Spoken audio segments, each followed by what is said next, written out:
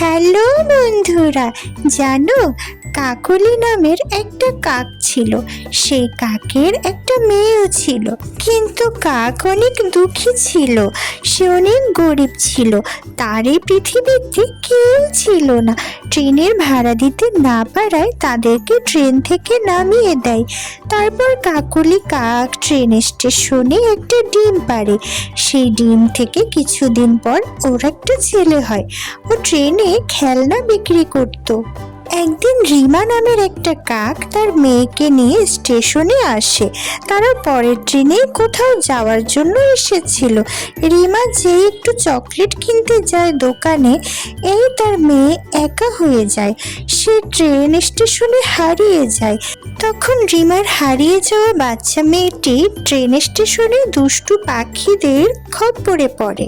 দুষ্টু পাখিদের দেখেই রিমা কাকের মেয়ে অনেক ভয় পেয়ে যায়। এমন সময় কাকলি দূর থেকে সব দেখছিল। সে দুষ্টু কাকেদেরকে পুলিশের ভয় দেখিয়ে সেখান থেকে তাড়িয়ে দেয়। কাকলি হারিয়ে যাওয়া বাচ্চাটাকে বলে যে তার কোনো ভয় নেই, সে তাকে নিজের কাছে নিয়ে যায়। হারিয়ে যাওয়া বাচ্চাটিও কাকলির সাথে চলে যায়। তখন বাচ্চাটার বাবা মা তাকে খুঁজতে স্টেশনে আসে, তার নাম ধরে ডাকতে থাকে। এমন সময় কাকলি কাকের সাথে তাদের দেখা হয়।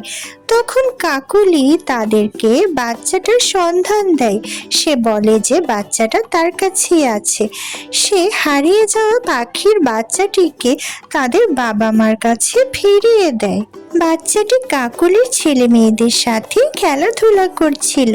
তারা কাকলিকে ধন্যবাদ দিয়ে সেখান থেকে চলে যায়। বন্ধুরা, মজার মজার টুনি কার্টুন দেখতে চাইলে আমাদের চ্যানেলটি সাবস্ক্রাইব করো।